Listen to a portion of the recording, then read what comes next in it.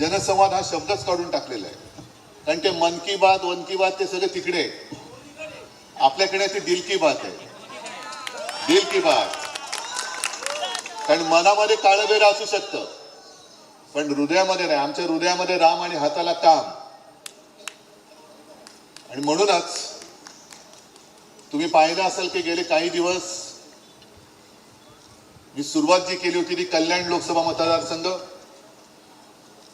परवा 2 दिवस होतो रायगड मतदारसंघ लोकसभा, आज हा सिंधुदुर्ग रत्नागिरी मतदारसंघाचा मी संवाद तुमच्याकडून सुरू करतोय. म्हणजे चांदा ते बांदा म्हणतात, मी बांद्यापासून चांद्यापर्यंत जाणार आहे. मी बघतोय मुद्दा म्हणून शिवसेना कोणाची, शिवसेना कोणाची, मी तेच तुम्हाला विचारायला आलेलो आहे. आणि आज देखील सगळेजण म्हणजे इथला डबल गद्दार, नाव घ्यायची गरजच नाही, हे काही काही त्यांची नावच होतात.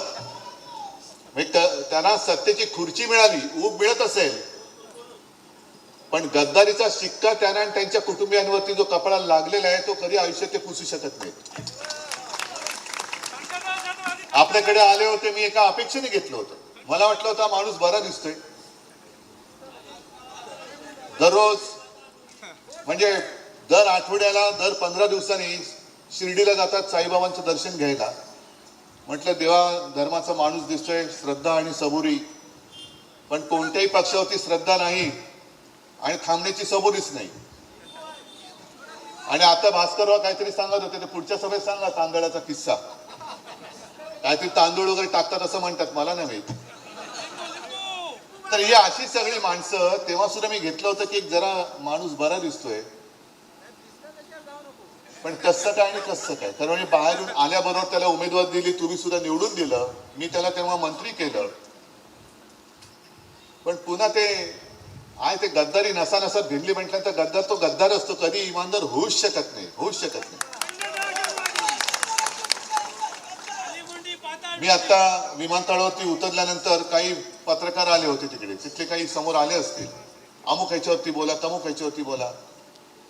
परवा जो एक गोळीबार झाला, आला ना तुमच्यापर्यंत आवाज, कोणी केला हे आता म्हणजे तुम्ही लक्षात घ्या की शिवसेनेने कोकणला कसं वाचवलं आणि तुम्ही सुद्धा कसे वाचलात. तेव्हा जर का विनायक राऊत आणि आपले सगळे लोक तुम्ही निवडून नसते दिले तर आज कोकणची काय हालत झाली असती. त्याच वेळेला तुम्ही गुंडांना चेचून टाकलं, ठेचून टाकलं. आता जी काय वळवळ एका मतदारसंघात राहिले ती सुद्धा या वेळेला सुपडा साफ करून टाकायची.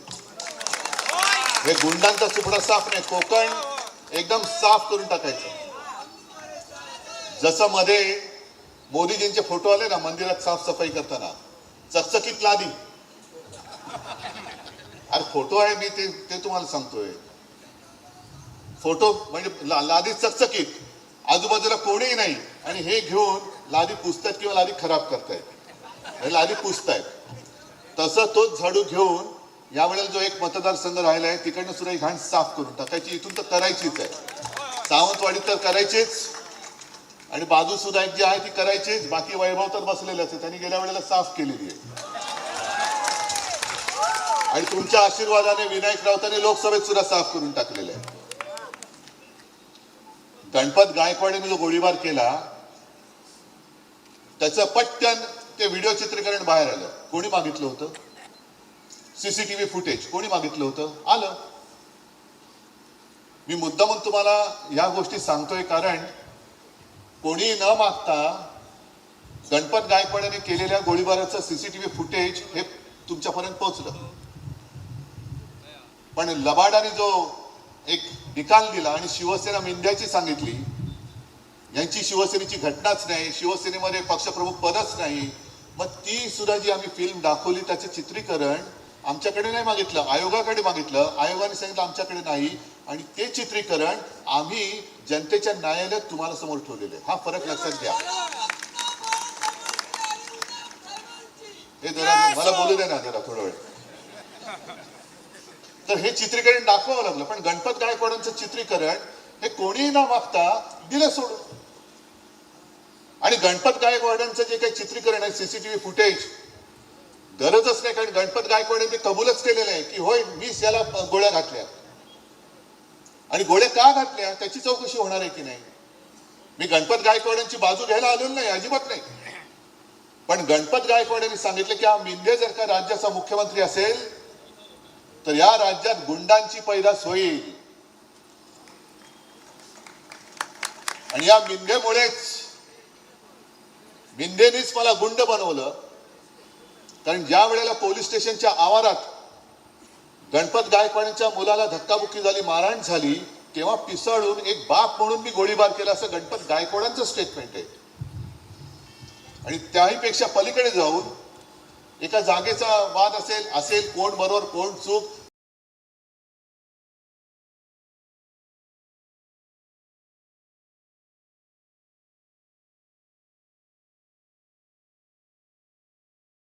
त्यांना सत्तेची खुर्ची मिळाली, ऊब मिळत असेल, पण गद्दारीचा शिक्का त्यांना आणि त्यांच्या कुटुंबियांवरती जो कपाळाला लागलेला आहे तो कधी आयुष्यात ते पुसू शकत नाही.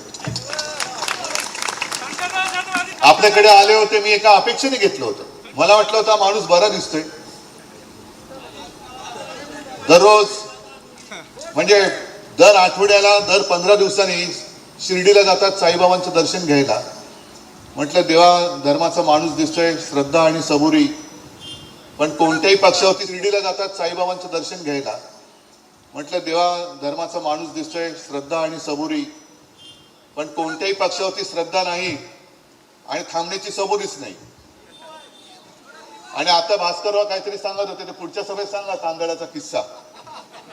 काहीतरी तांदूळ वगैरे टाकतात असं म्हणतात, मला नाही माहिती. तर ही अशी सगळी माणसं, तेव्हा सुद्धा मी घेतलं होतं की जरा माणूस बरा दिसतोय, पण कसं काय आणि कसं काय. कारण बाहेरून आल्याबरोबर त्याला उमेदवार दिली, तुम्ही सुद्धा निवडून दिलं, मी त्याला तेव्हा मंत्री केलं. पण पुन्हा ते ते गद्दारी नसा भिडली म्हटल्यानंतर गद्दार तो गद्दार असतो, कधी इमानदार होऊच शकत नाही. पंतप्रधान बसलात, पण नंतर तुम्ही आम्हाला दूर टाकलं. आज देखील आम्ही हिंदुत्व सोडलेलं नाही, सोडू शकत नाही. भगवा झेंडा आमचा कायम आहे. छेद मारण्याचं काम भाजपा करतोय. मोदी साहेब, हे सगळी तुमची जी काय पिलावळ आहे ना, यांनी जर का आजपर्यंत देशाचं काम केलं असतं तर तुम्हाला ही पक्ष फोडाफोडीची वेळच आली नसती. लोकांनी पुन्हा तुम्हाला डोक्यावर घेऊन निवडून दिलं असतं. सगळे ED, income tax, CBI, police, जरा देशामध्ये फिरा ना. आम्ही जसे फिरतो तसे फिरा. उद्धव ठाकरे काय कोकणवासी काय म्हणतायत, हे इथे विनायकजी तुम्ही सांगितलं, मी या काय काय गोष्टी मी आता लक्षात पण ठेवलेल्या नाही. कोकणासाठी मी काय केलं, मेडिकल कॉलेज परमिशन दिली ना की नाही दिली. त्याच्याही आधी मी एका मेडिकल कॉलेजला परमिशन दिली होती. आता मला काय माहिती तिकडे मेडिकल कॉलेज उघडले तर कोंबड्या ठेवायचं कारखाने उघडले, गोरामने उघडले. पण मी पक्ष नाही पाहिला, माणूस नाही पाहिला. माझ्या कोकणामध्ये एखादी चांगली गोष्ट होत असेल तर कोणी असेल, माझी जबाबदारी आहे, मी त्याच्या आड येणार नाही. चांगल्या गोष्टीच्या आड मी कधी आलेलो नाही, येणार नाही. अगदी माझ्या विरोधकांनी ती करत असला तरी मी आलेलो नाहीये. ही वृत्ती आहे आमची, याला शिवशाही म्हणतात. पण हे सरकारचं मेडिकल कॉलेज होऊ नये म्हणून कोण तिकडे जाऊन बसलं होतं, झारीतले शुक्राचार्य कोण होतं, याचं नाव मला घ्यायला लावू नका. मला थेट त्या मग आरोग्यमंत्र्यांशी बोलावं लागलं, मनसुख मांडविया, कारण ते माझ्या परिचयाचे आहेत. मी त्यांना बोललो आणि त्यांना सांगितलं की तुम्ही अशा अडकाठे आणू नका, तुमचा कोणतरी बोलतोय म्हणून तुम्ही माझ्या जनतेवरती का अन्याय करता. एक तर स्वतः काही करायचं नाही, दुसऱ्याला काही करू द्यायचं नाही, आणि दुसरं गटार फुटल्यासारखं बडबडत राहायचं. त्यांच्या नादी कोणी लागत नाही आणि लागू सुद्धा नका. विसरून जा त्यांना, ते कधी होते हे सुद्धा आता मनात ठेवू नका, कारण त्यांचा काडीचाही उपयोग आता कोकणाला आणि राज्याला राहिलेला नाही. विसरून जा. आज मी तुमच्या समोर आले ते एवढ्यासाठी आलेलो आहे की अजूनही निवडणुकीचं रणशिंग फुंकलं गेलेलं नाहीये.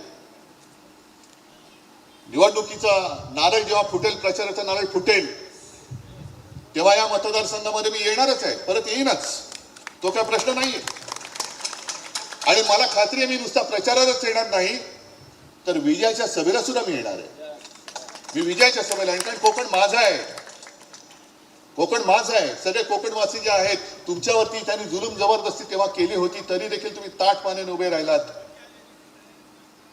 आणि मला आठवत आहे की एक काळ मधला असा होता की गुंडागर्दीचं इकडे थैमान होतं. आपले गोवेकर काय, आणखीन सगळी ही नावं, वैभव भोसले त्याच्या काकांचं, त्याच्यानंतर सत्यविजय श्रीधर नाईक, सत्यविजय भिसे, ही सगळी नावं ही कशी कोण होती काय होती यांचा अजूनही पत्ता लागलेला नाही. पण तेव्हा जर का तुम्ही कीड चिरडली नसती तर ही परंपरा, ही यांची घराणेशाही, गद्दारांची घराणेशाही ही आज पण चालू राहिली असती. माझ्यासमोर एक, मी मुख्यमंत्री असताना काही प्रकल्प जरूर आले होते. वैभव तू पण आला होता, आपले सगळे इथली लोक आली होती. मग पर्यटनाबद्दल असेल, आदित्य तेव्हा पर्यटन मंत्री होता. कोकणाला चांगला सागर किनारा लाभलेला आहे, त्याच्यासाठी सुद्धा आपण एक धोरण ठरवत होतो. आणि पर्यटनासाठी एक असा प्रकल्प माझ्या समोर आला होता. मी म्हटलं याची खातरजमा करा आणि गो अहेड. कोणता प्रकल्प होता? पाणबुडी पर्यटन प्रकल्प, सबमरीन. मी गो अहेड दिला त्याला. दुर्दैवाने यांनी गद्दारी करून सरकार पाडलं. आणि मधल्या काळामध्ये एक नौदल दिन साजरा झाला इकडेच किनाऱ्यावरती, झाला होता ना मालवणला, म्हणजे आपल्याच किनाऱ्यावरती. मला पण बरं वाटलं की अरे अटलजींच्या सुद्धा जे लक्षात आलं नाही ते यांच्या लक्षात आलं. आणि नौदल दिन प्रथमतः मला माझ्या माहितीप्रमाणे कोकणामध्ये साजरा झाला. सगळं तो आपला काय तो ती शक्ती प्रदर्शन झालं, प्रधानमंत्री आले. माझी अशी अपेक्षा होती की प्रधानमंत्री पहिल्यांदा किंवा काही वर्षानंतर कोकणात येत असतील तर कोकणाला काहीतरी भरघोस देऊन जातील. कारण निसर्ग चक्रीवादळात आले नाहीत, टोकतेच्या वेळेला आले नाहीत. त्या संकटामध्ये एक पैसा त्यांनी महाराष्ट्राला दिला नाही, ना कोकणाला दिला ना महाराष्ट्राला दिला. अवकाळीचा पैसा दिला नाही, संकटात पैसा दिला नाही. आता महाराष्ट्र आपल्या ताकदीवरती उभा राहतोच. आणि महाराष्ट्र नुसता ताकदीवरती स्वतः उभा नाही राहत, तर स्वतःच्या ताकदीवरती देश सुद्धा उभा करतो. ही महाराष्ट्राची ख्याती आहे. पण मला असं वाटलं होतं की पंतप्रधान येत आहेत, काहीतरी भरघोस देऊन जातील. दिलं काहीच नाही. जाताना पाणबुडी तो सबमरीन प्रकल्प गुजरातला घेऊन गेले. म्हणजे तुम्ही येताय, आता मला अशी भीती वाटते की ते आता महाराष्ट्रात वारंवार यायला लागलेत. देण्यासाठी येत नाही येत. मला भीती असे वाटते की जिथे येतात तिकडनं काय ते गुजरातला घेऊन जाण्यासाठी येतात की काय इकडे चल दे, काय इकडे घे. हे असे पंतप्रधान आपल्याला पुन्हा पाहिजेत. मी मुद्दामून, कारण हे पाठ करून बोलणं फार अवघड आहे. तुम्हाला जर मी आज सांगितलं की चला निवडणुकीच्या कामाला लागा, म्हणजे काय करणार तुम्ही? निवडणुकीच्या कामाला लागा म्हणजे काय? नुसतं ओरडत घोषणा देत फिरणार? तसं नका करू. ज्याप्रमाणे आता त्यांचा एक तो रथ फिरतोय, मोदी सरकार मोदी सरकार. आणि एक गोष्ट मला खूप समाधानकारक वाटते की गावकरी त्यांना अडवतायत, महिला पुढे जाऊन अडवतायत, अधिकाऱ्यांना विचारतायत अरे हे मोदी सरकार आहे की भारत सरकार आहे? भारत सरकार असताना तू मोदी सरकार कसं काय लिहू शकतो? देशाचं नाव बदलून तुम्ही भारताच्या ऐवजी मोदी ठेवलेत का? नाही पण आमच्या योजना तर योजना तर आल्या नाहीच, पण योजना मोदी सरकारच्या आहेत का भारत सरकारच्या? म्हणजे आता सुद्धा माझ्या फोनमध्ये एक शेतकऱ्याचं रेकॉर्डिंग आहे. हल्ली त्यांनी फोन सुरू केले, तुमच्यापैकी पण काही जणांना आले असतील. बरोबर नंबर घेतात, मग विचारतात आपण भास्करराव जाधव का? तर भास्करराव म्हणतात हो मीच. हा काय तुमच्याकडे तुम्हाला केंद्राच्या योजना कळल्यात का? हो कळल्यात. मग तुम्ही पुन्हा भाजपला मतदान कराल का? पण तो जो शेतकरी विदर्भातला त्यांनी सांगितलं की ताई ऐका, मी आजपर्यंत भाजपला मत देत आलो, जरूर देत आलो, पण आम्हाला काय मिळालं? मग इकडे तो विषय नाही, पण विदर्भातला आहे. सोयाबीनचा त्यांनी भाव सांगितला की 14 साली काय होता आणि आता काय आहे. तुमचं आयात निर्यात धोरण हे कसं आमच्या शेतकऱ्याच्या मुळावर येत आहे. आणि हे सगळं 10 वर्ष मी अनुभव घेतल्यानंतर एक वेळ मी माझ्या मुलाबाळांचं आत्महत्या करेन, पण पुन्हा भाजपला मत देणार नाही, हे तो शेतकरी सांगतोय. हे साधे शेतकऱ्याचं म्हणणं आहे. आणि म्हणून मी तुम्हाला सांगतो की तुम्ही आज या सभेसाठी एकत्र आलात.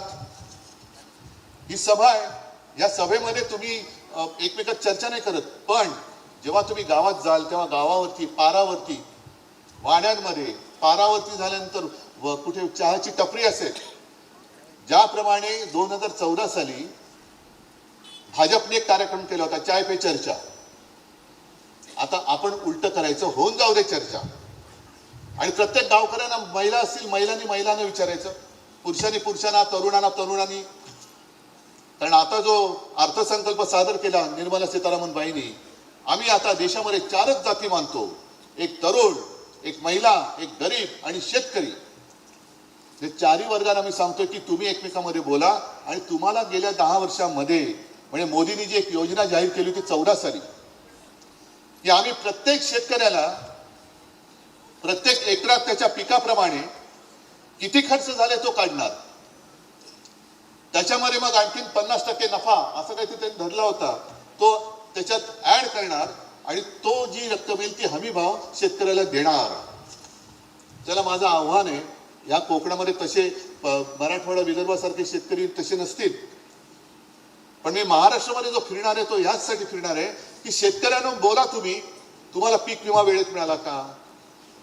इथे काजू आहे, आंबा आहे, तुम्हाला कधी नुकसान भरपाई आता मिळाले का? बरं, पहिला प्रथम मी त्यांचं काही उडं काढण्याच्या आधी इकडे त्योक्तेचा फटका बसला होता की नव्हता बसला? निसर्गाचा बसला होता की नव्हता बसला? बसला होता ना. कारण मी आलो होतो तेव्हा इकडे निसर्ग चक्रीवादळाच्या वेळेला, मला वाटतं मी आलो होतो. आणि त्यावेळेला मी मुख्यमंत्री असताना जी मी मदत केली होती ती तुम्हाला, ज्यांचं नुकसान झालं होतं त्यांना मिळाली होती की नव्हती हे जाऊन विचारा, माझी तयारी आहे. पण हे नुसतं घोषणांचा पाऊस पडतायत आणि अंमलबजावणीचा दुष्काळ असेल तर दुष्काळात 13वा महिना असलेले मोदी सरकार आपल्याला नको, अजिबात नको. आम्हाला आता देशामध्ये 5वी बहुमताचं हुकुमशहाचं सरकार नको. आम्हाला इंडिया आघाडीचं मिलीजुली सरकार चालेल, कारण ते सगळ्यांना सांभाळून घेऊन पुढे जाणारं सरकार असेल. या ज्या काही योजना आहेत, या योजना सुद्धा तुम्ही विसरला असाल. एकदा त्यांनी ते भास्करराव तुम्ही आहात, रमेश तुम्ही पण आहात, जे आमदार आहेत, मला वाटतं पहिलंच अधिवेशन असेल, देवेंद्र फडणवीसांनी ते काहीतरी भारूड केलं होतं ना, की त्या काय ती बसली 3 गावं, एक 2 बसली, एक वसेची ना, एक होईची ना, ते तहीची ना. आणि मी त्याला उत्तर दिलं होतं, 15 लाख रुपये येत आहेत, 15 लाख रुपये यायची ना. विधानसभेच्या सभागृहात बोललो होतो. तसं ह्या ज्या काही घोषणा आहेत, जनधन योजना, म्हणजे मला काय माहिती नाही कोणाला किती मिळाल्या, उज्ज्वला योजना, आयुष्यमान भारत योजना, प्रधानमंत्री भारतीय जन औषधी योजना, ही मुळामध्ये काँग्रेसची योजना होती, त्यांनी नाव बदलून परत दिलं. पंतप्रधान स्वनिधी योजना, म्हणजे पंतप्रधानांचा स्वतःसाठी काही निधी असेल का, पीएम केअर फंडासारखा, कल्पना नाही मला, पण त्या योजनेचं नाव प्रधानमंत्री स्वनिधी योजना आहे. म्हणजे प्रधानमंत्रींचा स्वतःसाठी निधी आहे का, देव जाणे, असेल सुद्धा. जलजीवन मिशन योजना, पीएम किसान योजना, प्रधानमंत्री मत्स्य संपदा योजना. आता हा माझ्या कोकणाशी संबंधित भाग आहे. किती जण इकडे मासेमारीवरती किती जण आहेत, आपल्याकडे कोळी बांधव किती आहेत, त्यांना प्रधानमंत्री मत्स्य संपदा योजना याच्यातला किती लोकांना लाभ मिळाला? पण माझी माहिती अशी आहे की या योजनेचा जास्तीत जास्त लाभ हा गुजरातला मिळालेला आहे. हे सगळं गुजरात गुजरात गुजरात. आम्ही काय असेच पडलेलो आहेत तोंडी? या पुढच्या ज्या योजना आहेत, स्वामित्व योजना, उडान योजना, आत्मनिर्भर भारत योजना, स्वच्छ भारत योजना, बेटी बचाओ बेटी पढाओ योजना, संसद ग्राम योजना, त्याच्यानंतर 100 जवळपास तरी स्मार्ट सिटी करण्याचं सांगितलं होतं. किती स्मार्ट सिटी झाल्या देशामध्ये? हे निवडणुकीच्या कामाला लागा, म्हणजे हे काम करा तुम्ही. नुसतं त्या निवडणुकीच्या तोंडावरती जर आपण गेलो आणि त्यांचे वाभाडे काढले तर लोक म्हणतील अरे हे बोलणारच कारण विरोधी पक्षात आहेत. तसं नाहीये. मी कोणाचाही विरोधक नाही, मी विरोधक हुकुमशहाचा आहे आणि मी विरोधक खोटारड्यांचा आहे. आजपर्यंत आम्ही तुमच्या सोबत होतो, 25-30 वर्ष राहिलो.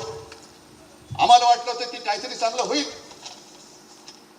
पण चांगलं न होता जर तुम्ही आता सरकार म्हणजे काय,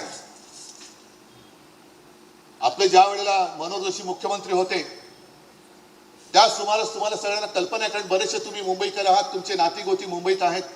मुंबईमध्ये गँगवॉर फोफावलं होतं, गँगवॉर माहिती ना, म्हणजे रेल्वे स्टेशनवरती पण गोळ्या घातल्या जायच्या. कोणी कोणाला दिवसा कधी बातमी यायची, आज ह्याला उडवलास, त्याला उडवलास, त्याला उडवलास, ह्याला उडवला. आणि आपल्या युती सरकारने ते गँगवॉर मोडून काढलं होतं.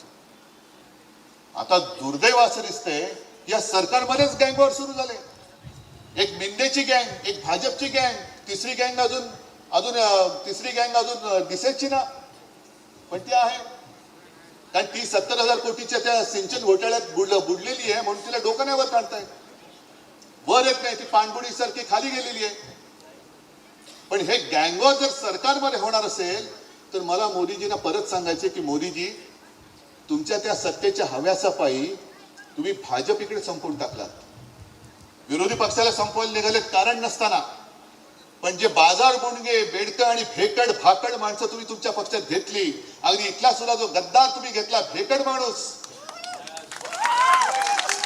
हिंमत नाही.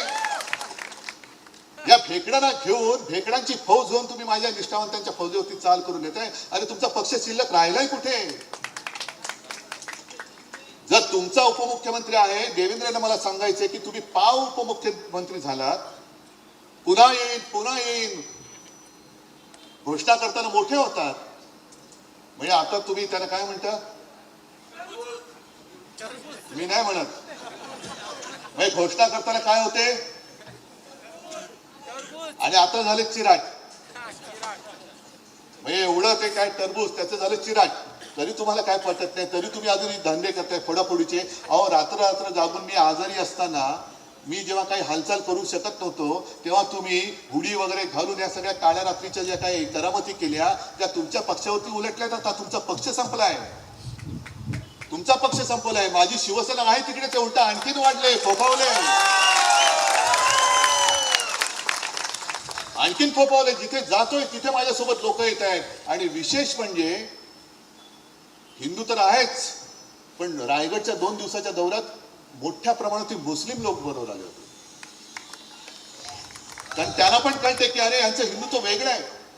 यांचं हिंदुत्व म्हणजे धर्माधर्मामध्ये आगी लावणारं हिंदुत्व नाहीये. आमचं हिंदुत्व हे घरातली चूल पेटवणारं हिंदुत्व आहे आणि तुमचं हिंदुत्व हे घर पेटवणारं हिंदुत्व आहे. आणि म्हणूनच मी हा संवाद दौरा सुरू केलेला आहे. कारण तुमच्याशी तुम्हाला कळलं पाहिजे की अरे आहे कोणतरी यांच्याशी लढणार आहे. ही लढाई मी लढतोय, ही लढाई तुमच्या ताकदीवरती लढतोय, तुमच्या भरोशावरती, तुमच्या आशीर्वादावरती. अजूनही भारतीय जनता पक्षाला कळत नाही की हा उद्धव ठाकरे एकटा याचा पक्ष फोडला, पक्ष चोरला, निशाणी काढली. यांच्या लोकांवरती आम्ही ईडी, इन्कम टॅक्स, सीबीआय सगळं लावतोय, तरी सुद्धा उभा कसा? कारण उद्धव ठाकरेचा जीव हा समोर बसलेला आहे. उद्धव ठाकरेची ताकद ही समोर आहे. आणि ही ताकद, यांचं संरक्षक कवच जोपर्यंत हे माझं वडिलोपार्जित कवच आहे. होय, मी घराणेशाहीचा वारसा घेऊन पुढे चाललेलो आहे. आणि हे जोपर्यंत माझ्या सोबत आहे तोपर्यंत असे किती गद्दार होत, मला त्याची पर्वा नाही. कारण गद्दारांना गाडण्याची मला गरजच नाही. तुम्हीच बसल्यात तिथल्या तिथे चिराट्यासारखं ते फोडून टाकाल तुम्ही. आणि ही निवडणूक ही फार महत्वाची आहे. दरवेळेला निवडणूक ही महत्वाची असतेच, पण यावेळीची निवडणूक ही फार महत्वाची ती एवढ्यासाठी आहे की दरवेळेला 26 जानेवारीला आपण प्रजासत्ताक दिनाच्या शुभेच्छा देतो. हल्ली ते एक मोबाईलमुळे ते झाले, happy Ganpati Chaturthi, happy Diwali, happy new year, happy ते. तसं प्रजासत्ताक दिनाच्या पण शुभेच्छा. मला फक्त एवढीच धास्ती की जर यावेळेला पुन्हा हे राक्षस तिकडे बसले, ज्यांनी गँगवॉर आज मुंबईमध्ये सुरू केलेले आहे, हेच जर का पुन्हा तिकडे बसले तर पुढचा 26 जानेवारी उजाडणार नाही, प्रजासत्ताक दिन असणार नाही, तो हुकुमशाह सत्ताक दिन आल्याशिवाय राहणार नाही. आणि त्याच्यासाठी तुम्हाला सर्वसामान्य जनतेला एकवटून ही हुकुमशाही गाडावी लागेल. आणि मला खात्री आहे की या उन्हामध्ये, कारण आता अजूनही फेब्रुवारीचा पहिला आठवडा आहे, निवडणुका तर मार्च एप्रिलमध्ये रणरणच्या उन्हामध्ये होणार, पण आज सुद्धा उन्हामध्ये तुम्ही आलात. आज तर रविवार, म्हणजे खरं कोंबडी चोराचा नाही, कोंबडी वड्याचा वार. तरी देखील तुम्ही आलात म्हणजे तुम्ही निश्चयाने आलेला आहात. अनेकदा आपण टीव्हीवरती बघतो की यांच्या बैठकीमध्ये, मीटिंगमध्ये खुर्च्याच खाली असतात. आमच्याकडे जे उभे आहेत त्याला खुर्च्याच नाही आहेत, कारण इकडे एक सुद्धा भाड खाऊ नाही आलेला, इकडे एक सुद्धा भाड खाऊ आलेला नाही. माझ्याकडे खाड्याची माणसं नसतात, माझ्याकडे रक्ता मांसाची आणि माझ्या हृदयाशी जोडली गेलेली माणसं असतात. आणि या सगळ्या तुमच्या माझ्या हक्काच्या, नात्याच्या, रक्ताच्या जनतेवरती भरोसा ठेवून मी लढाईला उभा राहिलेलो आहे. सोबत राहणार आहात, सोबत राहणार आहात. पण ज्या पद्धतीने त्रास देत आहेत, जुन्या जुन्या केसेस बाहेर काढतायत. अरे काढा, थोडे दिवस आहेत, नंतर आमचे दिवस येतील तेव्हा बघा कशी तुम्हाला. जाऊ दे, आता काही शब्द बाळासाहेबांचे आठवतात पण मला बोलता येत नाही. उद्धवसाहेब ठाकरे आमची ठीक आहे. तुमच्या सोबत आहोत. चक्रीवाढ व्याजासह, भास्करराव म्हणतात व्याजासह चुकता करू, म्हटलं नाही, चक्रीवाढ व्याजासह. आणि एकदा असं त्यांचं डिपॉझिट जप्त करायचं की सगळं सावंतवाडी विधानसभा असेल, हा सिंधुदुर्ग रत्नागिरी असेल, इकडे जे आपल्या अंगावरती आले त्यांचं नाव पुढची पिढी विसरून गेली पाहिजे.